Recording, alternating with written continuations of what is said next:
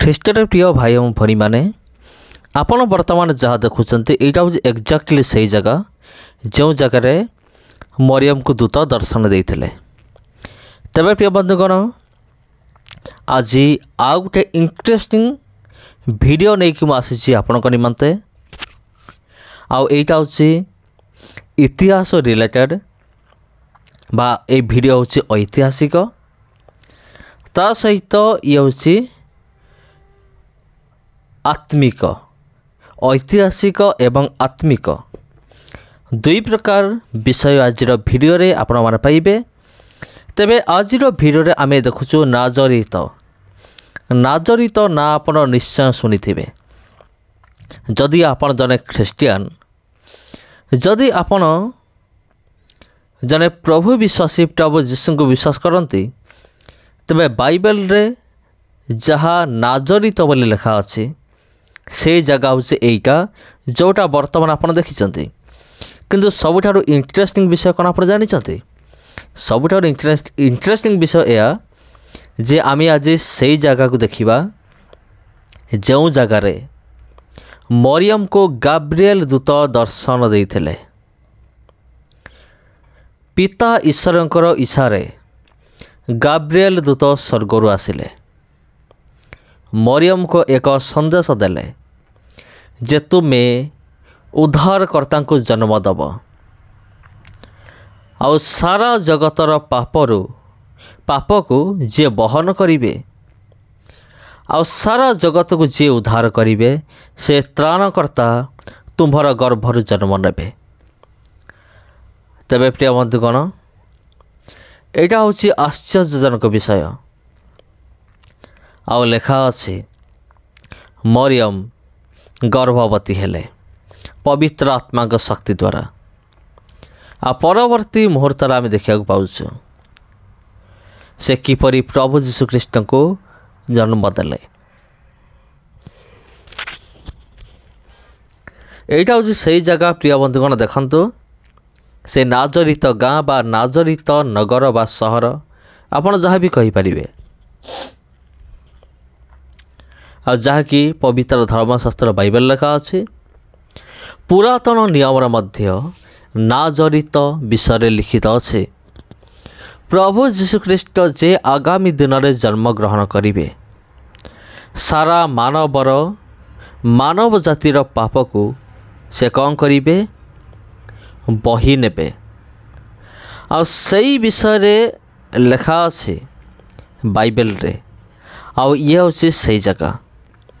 ଆଜି ହେଉଛି ଏମିତି 2025 ମସିହା ପୂର୍ବରୁ ନାଜରିତ କିଛି ଅଲଗା ପ୍ରକାର ଥିଲା, କିନ୍ତୁ ବର୍ତ୍ତମାନ ଏହା ଏକ ଐତିହାସିକ ଜାଗା ପାଲଟି ଯାଇଛି। ଆପଣ ଦେଖନ୍ତୁ, ଇଏ ହେଉଛି ଐତିହାସିକ, ଇଏ ହେଉଛି ନାଜରିତ। ଆଉ ଯଦି ଆପଣ କେବେ ଏଠାକୁ ଯିବେ, ଏମିତି ଛବିଗୁଡ଼ିକ, ଏମିତି ଲେଖାଗୁଡ଼ିକ ଆପଣ ପାଇବେ, କିଛି କାନ୍ଥରେ, କିଛି ବାହାରେ। ତେବେ ପ୍ରିୟ ବନ୍ଧୁଗଣ, ନାଜରିତକୁ ଟିକେ ଭଲ କି ଦେଖନ୍ତୁ, କାରଣ ଏଇ ସହରରେ, ଏଇ ନଗରରେ ଆମମାନଙ୍କର ତ୍ରାଣକର୍ତ୍ତା ପ୍ରଭୁ ଯୀଶୁଖ୍ରୀଷ୍ଟ ଜନ୍ମ ନେଇଥିଲେ, ଜନ୍ମଗ୍ରହଣ କରିଥିଲେ।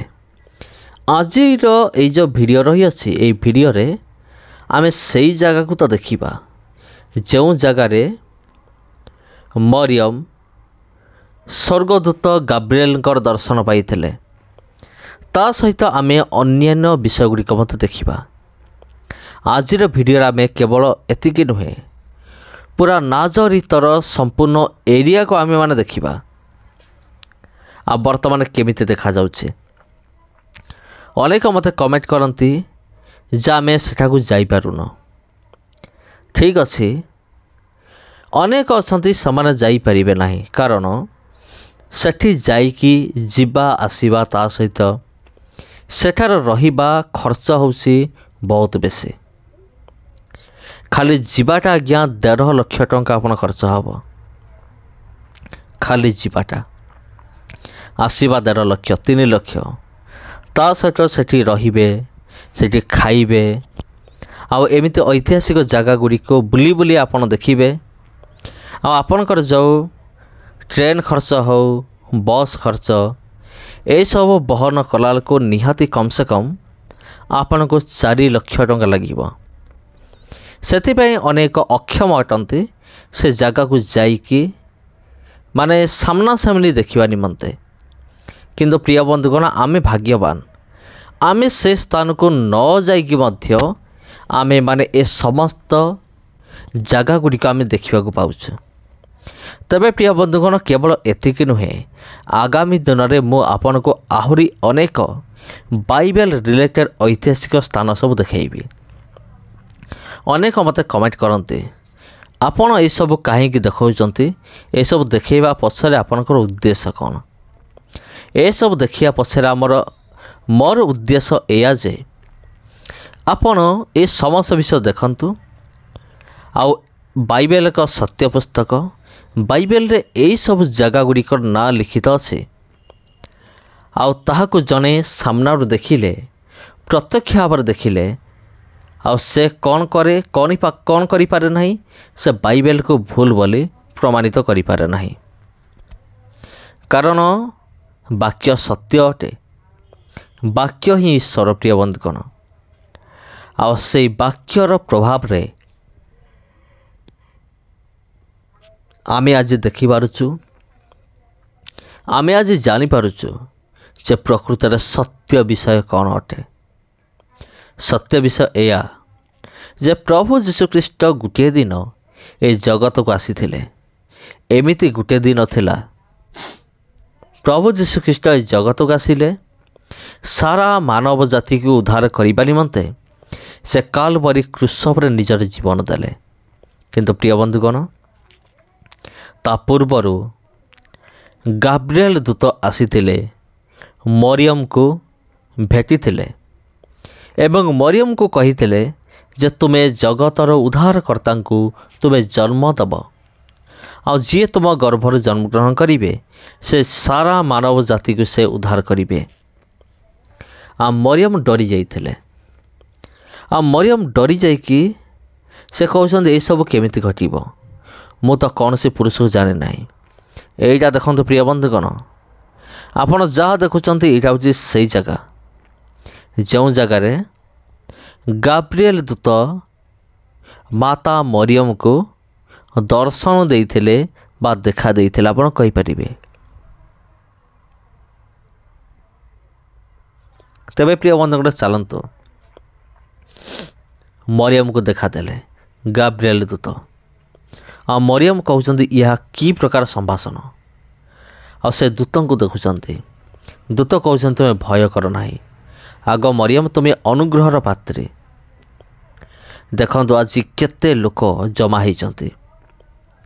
କେବଳ ଏତିକି ନୁହେଁ, ଅନେକ ଲୋକମାନେ ଏହି ସ୍ଥାନକୁ ଦେଖି ଆସନ୍ତି ଯେଉଁ ସ୍ଥାନରେ ଗାବ୍ରିଏଲ ଦୂତ ମରିୟମକୁ ଦେଖା ଦେଇଥିଲେ, ଦର୍ଶନ ଦେଲେ ଏବଂ କହିଲେ ତୁମେ ତ୍ରାଣକର୍ତ୍ତାକୁ ଜନ୍ମ ଦେବ।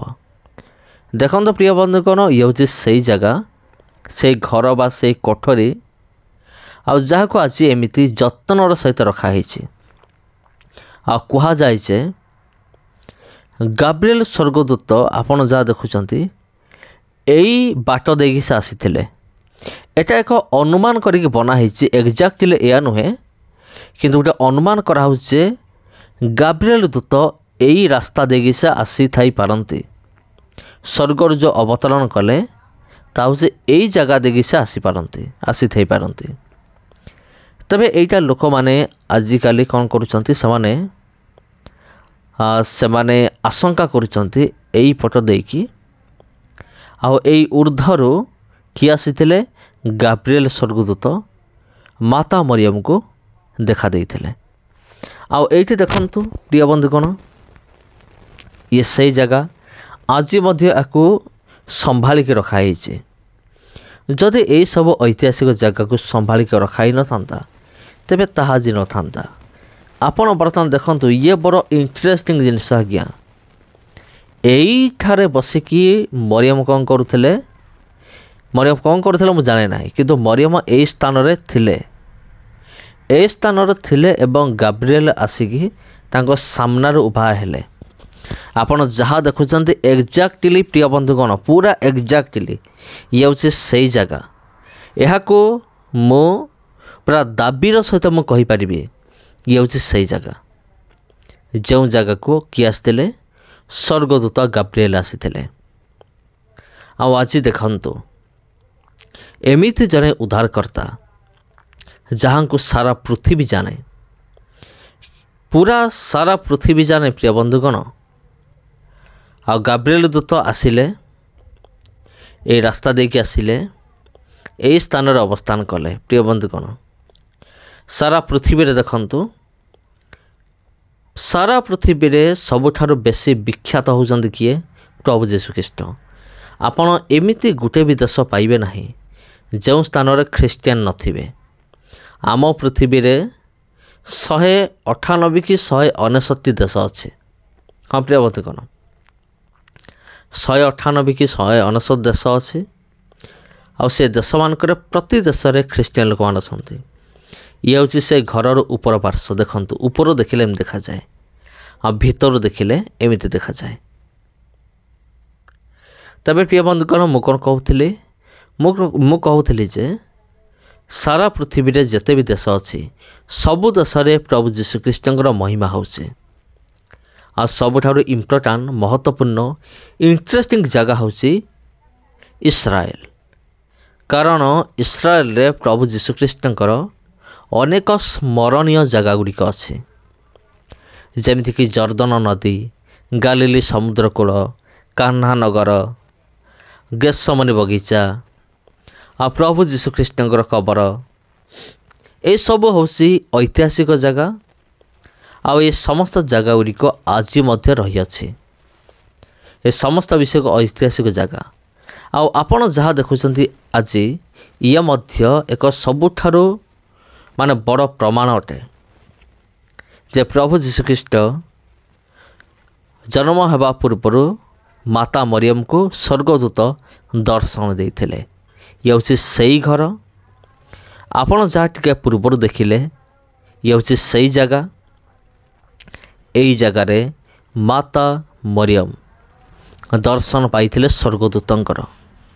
ଏଟାକୁ ଅନେକ କାହାଣୀ ବୋଲି ଭାବନ୍ତି, କିନ୍ତୁ ପ୍ରିୟ ବନ୍ଧୁଗଣ, ଇଏ କାହାଣୀ ନୁହେଁ, ଇଏ ହେଉଛି ସତ୍ୟ ବିଷୟ ଅଟେ। ଇଏ ହେଉଛି ଐତିହାସିକ ବିଷୟ ଅଟେ। ଆପଣ ଇତିହାସରେ ବି ଦେଖନ୍ତୁ, ପ୍ରଭୁ ଯୀଶୁଖ୍ରୀଷ୍ଟଙ୍କର ବିଷୟ ଅଳ୍ପ କିଛି ଲେଖା ଅଛି ଯେ ଗାବ୍ରିଏଲ ଦୂତ କେମିତି ଆସିଲେ, ମରିୟମଙ୍କ ପ୍ରତି ଆଗରେ କେମିତି ଉଭା ହେଲେ, ମରିୟମ କେମିତି ଶିଶୁ ଯୀଶୁଙ୍କୁ ଜନ୍ମ ଦେଲେ, ଆଉ ସେ କିପରି ପରବର୍ତ୍ତୀ ମୁହୂର୍ତ୍ତରେ ବଢ଼ିଲେ, ବଢ଼ିକି ଅନେକ ଆଶ୍ଚର୍ଯ୍ୟକର୍ମ କଲେ। ଆଶ୍ଚର୍ଯ୍ୟକର୍ମ କଲା ପରେ ସେ କ'ଣ ହେଲେ? ପ୍ରଭୁ ଯୀଶୁଖ୍ରୀଷ୍ଟ କାଲବରୀ କ୍ରୁଶ ଉପରେ ଜୀବନ ଦେଲେ, ତାପରେ କବରସାଇ ହେଲେ, ମୃତ୍ୟୁରୁ ପୁନର୍ବାର ଉଠିଲେ 3 ଦିନ ପରେ, ଶିଷ୍ୟମାନଙ୍କୁ ଏବଂ ଅନେକଙ୍କୁ ଦର୍ଶନ ଦେଲେ। 40 ଦିନ ଏ ପୃଥିବୀରେ ରହିଲା ପରେ ସେ ପୁନର୍ବାର ସ୍ୱର୍ଗାରୋହଣ କଲେ। ତେବେ ପ୍ରିୟ ବନ୍ଧୁଗଣ, ଗାବ୍ରିଏଲ ଦୂତ ଏହି ସ୍ଥାନ ଦେଇ ଆସିଥିଲେ ମରିୟମଙ୍କ ପାଖକୁ। ଏହା ଅନୁମାନ କରାହେଉଛି। ମୁଁ ଆଉ ଥରେ ଆପଣଙ୍କୁ ରିପିଟ୍ କରିଦେଉଛି। ପୁରା ଯେ ଏଇ ଜାଗା ଦେଇକି ଆସିଥିଲେ ସେମିତି କିଛି ମାନେ ନାହିଁ, କିନ୍ତୁ ଯିହୁଦୀମାନେ ବିଶ୍ୱାସ କରନ୍ତି ଯେ ପ୍ରଭୁ ଯୀଶୁଖ୍ରୀଷ୍ଟ ଏହି ସ୍ଥାନ ଦେଇକି ଆସିଥିଲେ। କିନ୍ତୁ ମୁଁ ଆପଣଙ୍କୁ ଯେଉଁ ସ୍ଥାନ ଦେଖେଇଲି, କେଉଁ ସ୍ଥାନରେ ମରିୟମ ବସିଥିଲେ ଆଉ ଗାବ୍ରିଏଲ ଦୂତ ତାଙ୍କ ସାମ୍ନାରେ ଉଭା ହେଇଥିଲେ, ସେଇଟା ହେଉଛି ଏକ୍ଜାକ୍ଟଲି ସେଇ ଜାଗା।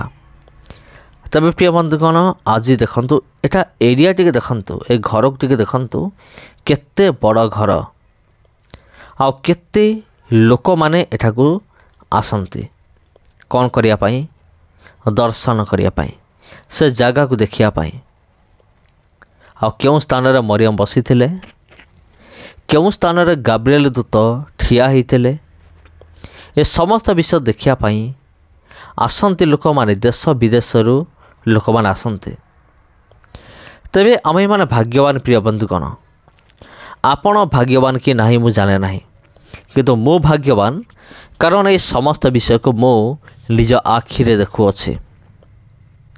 ଏକ ସତ୍ୟ ବିଷୟକୁ, ଏକ ଐତିହାସିକ ଜାଗାକୁ ମୁଁ ଆଜି କ'ଣ କରୁଛି?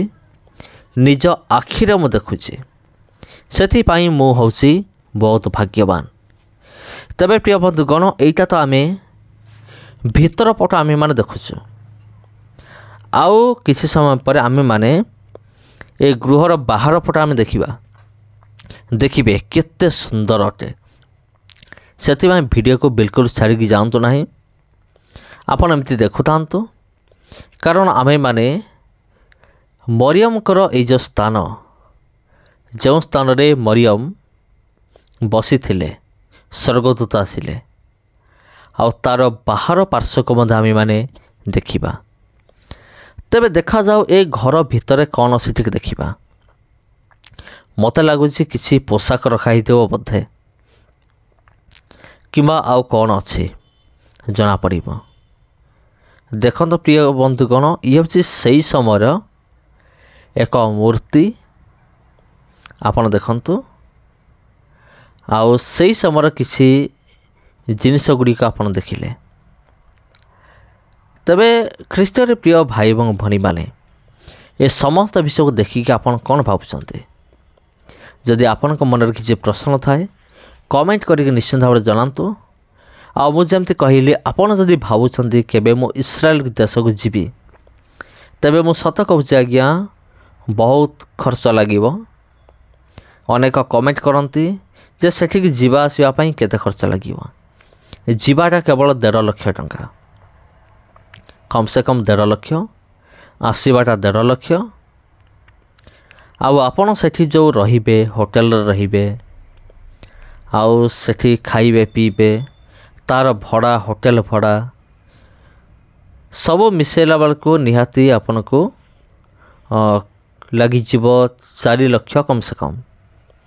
आपन जदि एक मिशन रे जाउछन्ते जे मो सेठा को जीवी मो 15 दिन रहिबी 15 दिन रही 15टा जगह को विजिट करी 15टा जगह को मु देखिक आसबि जदि यही टार्गेट रे जदि आपन जाउथान्ते तेबे प्रिय बंधुगण मु कहि दउछि निश्चिंत भाव में 15 दिन खर्च जीवा आसवा गाड़ी भड़ा निहाती 4.5 लाख टंका आपन को लगे।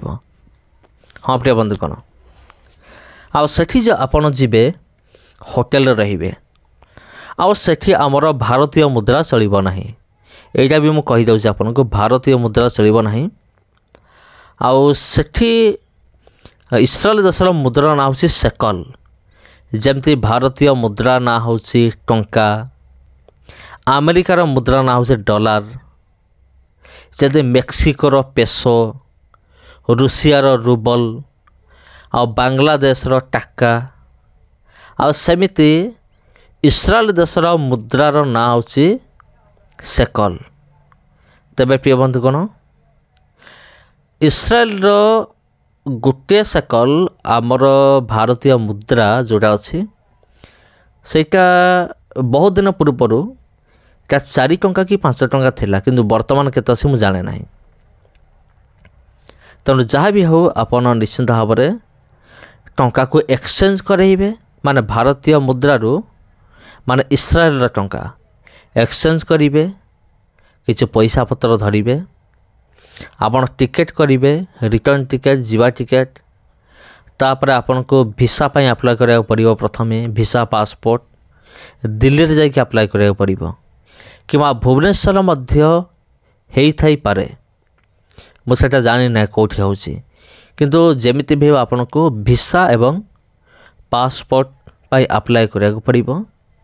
आपन को वीसा पासपोर्ट हेई गला परे आपन कौन करेंगे टिकेट धरिकी टिकेट सहित आपन को वीसा पासपोर्ट सहित आपन सेठी पहुँचे सेठी पहुँचला परे आपन तो क्या जानना चिन्हना जने गाइड को सांगे ना पड़ो गाइड सेठी गाइड माने थांती जो माने कि आपन को विभिन्न होटल रे पहुँचेबार साहाय्य करती विभिन्न प्रभु जीशुख्रीष्टर ऐतिहासिक जगह गुड़ी को विजिट करिया निमंते से साहाय्य करती किंतु प्रिय बंधुगण ता बदल से किसी चार्ज सामान नेबे आपन को ठारो किंतु आपन को सब जगह बुलेबे आउ जदि आपन कौन सी जगह विषय जान ना से जगह नहीं कि से जगह विषय आपन को बुझे भी देबे।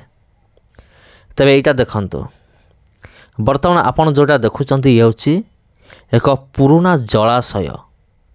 ବର୍ତ୍ତମାନ ଶୁଖିଗଲାନି, କିଛି ପାଣି ନାହିଁ। ସେଇ କାଳର ଜଳାଶୟ, ଏବେ କିଛି ପାଣି ନାହିଁ। ଆଉ ଏହି ସ୍ଥାନରେ ଜିହୁଦୀମାନେ ସ୍ନାନ କରୁଥିଲେ। ଆପଣ କହିପାରିବେ ଯେ ଏଇଟା ଯେଉଁ ଦେଖୁଛନ୍ତି ଆପଣ, ଇଏ ହେଉଛି ଜିହୁଦୀମାନଙ୍କର ସ୍ନାନାଗାର, ବା ଜିହୁଦୀମାନେ ଏଠି କ'ଣ କରନ୍ତି? ସ୍ନାନ କରନ୍ତି, ଗାଧାନ୍ତି। ଆଉ ସେମାନେ ଯେତେବେଳେ ଉପାସନା କରନ୍ତି ତା ପୂର୍ବରୁ ସେମାନେ ଶୌଚ ହୁଅନ୍ତି। ଖାଇଲା ପୂର୍ବରୁ ସେମାନେ ଶୌଚ ହୁଅନ୍ତି। ଆଉ ସେମାନଙ୍କର ଶୌଚ କରିବା ସ୍ଥାନ ବା ଗାଧୋଇବା ସ୍ଥାନ ହେଉଛି ଏଇଟା। ଏଇଟା ହେଉଛି ଏକ୍ଜାକ୍ଟଲି ସେଇ ଜାଗା ଯେଉଁ ଜାଗାରେ ଜିହୁଦୀମାନେ କ'ଣ କରୁଥିଲେ? ସ୍ନାନ କରୁଥିଲେ ବା ସେମାନେ ଗାଧୋଉଥିଲେ। ହଁ ପ୍ରିୟ ବନ୍ଧୁଗଣ, ଆପଣ ଦେଖନ୍ତୁ, ଚିତ୍ରରେ ମଧ୍ୟ ଦେଖାଯାଇଛି ଆଉ ଅଙ୍କା ଯାଇଛି, ଏକ କଳ୍ପନା କରିକି ଅଙ୍କା ହେଇଛି। ଆଉ ଏ ଚିତ୍ର ମଧ୍ୟ ବହୁତ ପୁରୁଣା ଅଟେ ପ୍ରିୟ ବନ୍ଧୁଗଣ, ତାକୁ ଏମିତି କାନ୍ଥରେ ଅଙ୍କା ହେଇଛି। ତେବେ ଏ ଜାଗା ହେଉଛି ଏମିତି ଆଜି ଦେଖିବା ପାଇଁ। ଆଉ ଏମିତି ବହୁତ କିଛି ବିଷୟ ନଷ୍ଟ ହୋଇଗଲାଣି, କିନ୍ତୁ ଅଳ୍ପ କିଛି ବିଷୟ ରହିଅଛି ଯାହାକୁ ଆମେ ଦେଖିଲେ ଆମେ ଜାଣିପାରୁ ଯେ ହଁ, ଏଇଠି ଏକ ଜଳାଶୟ ଥିଲା, ଏଠି ଏକ ଘର ଥିଲା, ଆଉ ଏଇ ଜାଗାରେ ମରିୟମ ବସିକି ଉପାସନା କରୁଥିଲେ, ଏଇ ଜାଗାରେ ଗାବ୍ରିଏଲ ଦୂତ ଆସିକି ସେ ଦେଖା ଦେଇଥିଲେ। ଏ ସମସ୍ତ ବିଷୟ ଆମେ କେମିତି ଜାଣିପାରୁଛୁ? ଆମେ ଏ ସମସ୍ତ ଜାଗା ଦେଖିଲା ପରେ ଜାଣିପାରୁଛୁ, କିମ୍ବା ସେଠାକାର ଲୋକମାନେ ଯାହା କହନ୍ତି ତାଙ୍କ କଥାବାର୍ତ୍ତାରେ ଆମେ ଜାଣିପାରୁଛୁ। ତେବେ ପ୍ରିୟ ବନ୍ଧୁଗଣ, ଆମେ ଆଲୋଚନା କରୁଥିଲୁ ଇସ୍ରାଏଲ ଆପଣ କେମିତି ଯିବେ। ଯଦି ଯିବେ, ଆଗ ଭିସା ଏବଂ ପାସପୋର୍ଟ ପାଇଁ ଆପ୍ଲାଏ କରନ୍ତୁ। ଯଦି ଆପଣଙ୍କ ପାଖରେ ଅର୍ଥ ଅଛି, ଆଉ ଆପଣଙ୍କ ପାଖରେ କମ୍ ସେ କମ୍ 4-5 ଲକ୍ଷ ଟଙ୍କା ଅଛି ଏବଂ ଆପଣ ଭାବୁଛନ୍ତି ଯେ ଆଉ ଏଇ ଟଙ୍କାରେ ମୁଁ କ'ଣ କରିବି? ପ୍ରଭୁ ଯୀଶୁଖ୍ରୀଷ୍ଟଙ୍କର ଜନ୍ମସ୍ଥାନକୁ ଯିବି, ଇସ୍ରାଏଲ ଦେଶକୁ ଯାଇକି ବିଭିନ୍ନ ସ୍ଥାନକୁ ଦେଖିକି ଆସିବି। ଆଉ ତେବେ ଆପଣ ଟିକେଟ୍ କରନ୍ତୁ, ତା ସହିତ ଭିସା ଏବଂ ପାସପୋର୍ଟ ପାଇଁ ଆପ୍ଲାଏ କରନ୍ତୁ। ଆଉ ଆପଣ ଯେଉଁ ଡେଟ୍ରେ ଆପଣଙ୍କର ଥିବ, ଯାତ୍ରା କରିବାର ଥିବ, ଆପଣ ସେଇ ଡେଟ୍ରେ ଯାତ୍ରା କରନ୍ତୁ। ଆଉ ପ୍ରିୟ ବନ୍ଧୁଗଣ, କିନ୍ତୁ ଗୋଟେ କଥା ମନେ ରଖିବେ, ଆପଣଙ୍କର ଭିସା ଏକ୍ସପାୟରି ହେବା ପୂର୍ବରୁ ହିଁ ଆପଣଙ୍କୁ ଇଣ୍ଡିଆକୁ ପହଞ୍ଚିବାକୁ ପଡ଼ିବ। ଆଉ ଯଦି ଥରେ ଆପଣଙ୍କର ଭିସା ଯଦି ଏକ୍ସପାୟାର ଯଦି ହେଇଗଲା, ଆଉ ଆପଣଙ୍କୁ ବହୁତ ମୁସ୍କିଲର ସାମ୍ନା କରିବାକୁ ପଡ଼ିବ ସେଠି। କାରଣ ଇସ୍ରାଏଲ ଦେଶର ଯେଉଁ ଗଭର୍ଣ୍ଣମେଣ୍ଟ, ଆଉ ସେମାନେ ବହୁତ ଷ୍ଟ୍ରିକ୍ଟ ସେମାନେ। ହଁ ପ୍ରିୟ ବନ୍ଧୁଗଣ, ଏପରିକି ଆମର ଭାରତ ଠାରୁ ମଧ୍ୟ ସେମାନେ ବହୁତ ଷ୍ଟ୍ରିକ୍ଟ। ଆଉ ସେଥିପାଇଁ ଆପଣଙ୍କର ଭିସା ମାନେ ଏକ୍ସପାୟରି ହେବା ପୂର୍ବରୁ ହିଁ ଆପଣଙ୍କୁ ରିଟର୍ଣ୍ଣ କରିବାକୁ ପଡ଼ିବ ନିହାତି, ଯେକୌଣସି ମୁହୂର୍ତ୍ତରେ ମଧ୍ୟ। ଆପଣ ଅଧମରା ହେଇଥିଲେ ବି ଆପଣଙ୍କୁ ରିଟର୍ଣ୍ଣ କରିବାକୁ ପଡ଼ିବ। ମାନେ କେତେ ଜୋର ଦେଇକି ମୁଁ କହୁଛି। ସେଥିପାଇଁ ଯଦି ଆପଣ ଚାହୁଁଛନ୍ତି ଯିବା ପାଇଁ ଯାଆନ୍ତୁ। ଯଦି ଆପଣଙ୍କ ପାଖରେ ପଇସା ଅଛି ଆପଣ ଯାଇପାରିବେ। ଆଉ କମ୍ ସେ କମ୍ 15-16 ଦିନ ପାଇଁ ହିଁ ଆପଣ କ'ଣ କରନ୍ତୁ, ଗ୍ୟାପ୍ ରଖନ୍ତୁ। ଯେପରି ଆପଣ ଯିବେ ସେଠି ଅତି କମ୍ରେ 15-16 ଦିନ ଆପଣ ରହିବେ। କାରଣ ବାଇବେଲ ରିଲେଟେଡ଼ ଯେତେ ସବୁ ଜାଗା ଅଛି, ସବୁ ଜାଗାକୁ ଆପଣ ଗୋଟେ ଦିନରେ ସରେଇ ପାରିବେନି। ଆଉ 15 ଦିନରେ ବି ମୋତେ ଲାଗୁନି ଆପଣ ସବୁ ଜାଗା ବୁଲିକି ଆପଣ ସରେଇ ଦେବେ। ସେଥିପାଇଁ ଗୋଟେ ପ୍ଲାନ୍ କରନ୍ତୁ, ଆପଣ କେମିତି ଯିବେ, ସେଠିକି ଯିବା ପାଇଁ ପ୍ଲାନ୍ କରନ୍ତୁ। ଆଉ ଆପଣଙ୍କ ଦ୍ୱାରା ଯେତେ ଦୂର ସମ୍ଭବ ସେତେ ଆପଣ ଭିଜିଟ୍ କରନ୍ତୁ ବାଇବେଲର ଐତିହାସିକ ଜାଗା ଗୁଡ଼ିକ। ଯଦି ସମ୍ଭବ ଭିଡ଼ିଓ ତିଆରି କରିକି ଆଣନ୍ତୁ, ଆଉ ଆପଣ ଇଣ୍ଟରନେଟ୍ରେ ଛାଡ଼ନ୍ତୁ, କିମ୍ବା ଆପଣ ଗୋଟିଏ ୟୁଟ୍ୟୁବ୍ ଚ୍ୟାନେଲ୍ ଖୋଲିକି ମଧ୍ୟ ଆପଣ ସେଠି ଛାଡ଼ିପାରିବେ ଆପଣଙ୍କର ସୁଟିଂ କରିଥିବା ଭିଡ଼ିଓ ଗୁଡ଼ିକ। ତେବେ ଖ୍ରୀଷ୍ଟରେ ପ୍ରିୟ ଭାଇ ଏବଂ ଭଉଣୀମାନେ, ଆଜିର ଭିଡ଼ିଓ କିପରି ଲାଗିଲା କମେଣ୍ଟ କରନ୍ତୁ। ଆଉ ଯଦି ए वीडियो आपको भल लगी था वीडियो को शेयर करंतु मु आपन जमती कही से गृहर बाहर पार्श्व आम देखा ये हूँ बाहर पार्श्व आपन देखु आ देखु जे केते सुंदर लगुच मत तो ये जगह बहुत भल लगुच जदि परिवेशर अनुग्रह करती तेबे मु प्लानिंग करोसी आगामी दिन में ये समस्त जगह को विजिट करिया निमंते जदि परमेश्वर अनुग्रह करिवे तो तेबे हो पार जदि परमेश्वर अनुग्रह नहीं तेबे आमे जेते चेष्टा कला मध्य से जगह को जाई परिबा नहीं तेबे से जगह को जीवा निमंते परमेश्वर अनुग्रह रहिबा निहाती दरकार। तेबे ख्रीष्टरे प्रिय भाई एवं भनी माने आपण मान प्रत्येक को प्रभु जीशुख्रीष्टर मधुमय नाम मोर आंतरिक नमस्कार। प्रिय बंधुगण जदि ये वीडियो आपको भल लगी थाए वीडियो को निहाती भाव में शेयर करंतु जदि आपण चैनल को प्रथम थर पे आछंती चैनल को सब्सक्राइब कर रखंतु आउ ये वीडियो को निश्चित भाव में शेयर करंतु जे भली अनेक एमती अछंती आ से चाहती जे आमे टिके इस्राएल देश को जातु कि ए समस्त विषय देखिपारती किंतु सेमानक पाखरे अर्थ नथिबारु सेमानकर आशा आशार ही रही जाए जे आमे देखिपारुनु किंतु सेमाने देखिपारिबे केमिति जदि आपण ए वीडियो को सेमानक पाखु शेयर करिवे तेबे सेमाने देखिपारिबे। तेबे प्रिय बंधुगण वीडियो को शेयर करंतु चैनल को सब्सक्राइब करंतु आउ ए चैनल सहित कनेक्टेड रहंतु। समस्त को आंतरिक नमस्कार। पुणी भेट होबा आपन सहित आउ गोटे वीडियो रे। धन्यवाद।